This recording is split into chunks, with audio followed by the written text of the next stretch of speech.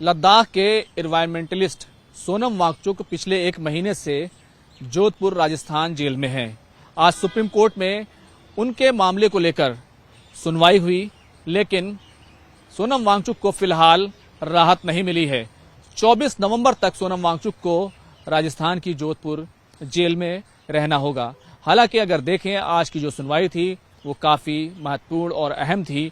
वो इसलिए अहम थी क्योंकि जो एनएसए का यानी नेशनल सिक्योरिटी एक्ट का जो ग्राउंड है उसको आज चैलेंज किया गया। कपिल सिब्बल जो सोनम वांगचुक की पत्नी गीतांजलि अंगमो के वकील हैं, उनकी तरफ से सुप्रीम कोर्ट में बहस करते हुए कहा गया जो तमाम आरोप हैं, जो तमाम ग्राउंड है एनएसए लगाने का, हम उसको चैलेंज कर रहे हैं और ये सब कुछ, ये जो कार्रवाई हुई है ये बेसिकली सीधे तौर पर राजनीतिक से प्रेरित है। राजनीतिक दबाव के कारण ये कार्रवाई की गई है।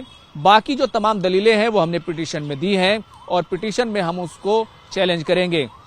तो सीधे तौर पर सोनम वांगचुक को 24 सितंबर तक जोधपुर जेल में रहना है और इस पूरे मामले को उनके वकील की तरफ से राजनीति से प्रेरित बताया गया है, राजनीतिक दबाव और उसका असर बताया गया है। आपको याद होगा यूटी एडमिनिस्ट्रेशन की तरफ से सुप्रीम कोर्ट में जो हलफनामा दाखिल किया गया था उसमें ये कहा गया था कि हमारे पास वो तमाम ग्राउंड और वो तमाम सूचनाएं हैं कि सोनम वांगचुक देश की सुरक्षा के लिए खतरा थे और इसीलिए हमने उस पर कार्रवाई की। पिछले दिनों जोधपुर जेल में सोनम वांगचुक ने इस पूरे ग्राउंड को गलत बताया और कहा कि उनके खिलाफ जो 4 वीडियो हैं वो आउट ऑफ कॉन्टेक्स्ट है और उनके बयानों का जो अनुवाद किया गया, जो ट्रांसलेशन किया गया है वो जानबूझकर गलत तरीके से किया गया है।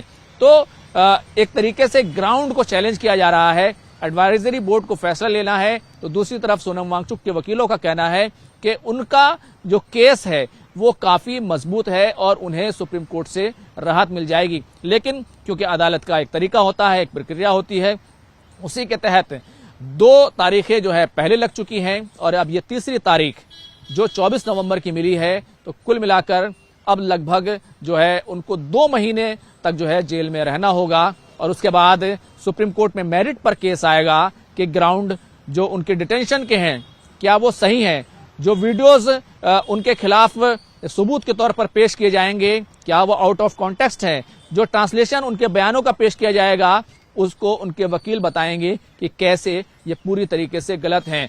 तो कुल मिलाकर फिलहाल उनके लिए राहत की कोई खबर नहीं है, लेकिन राहत भरी खबर यह है कि अब क्योंकि डिटेंशन के ग्राउंड पर ही बातचीत होनी है और उसको उनके वकील जो कपिल सिब्बल हैं वो कह रहे हैं राजनीति से प्रेरित हैं। तो ये तमाम बातें जो है आज सुप्रीम कोर्ट में हुई है। फिलहाल मामले की अगली सुनवाई 24 नवंबर को होगी। कैमरामैन हरीश के साथ खुर्रम शहजाद, न्यूज़ 18 दिल्ली।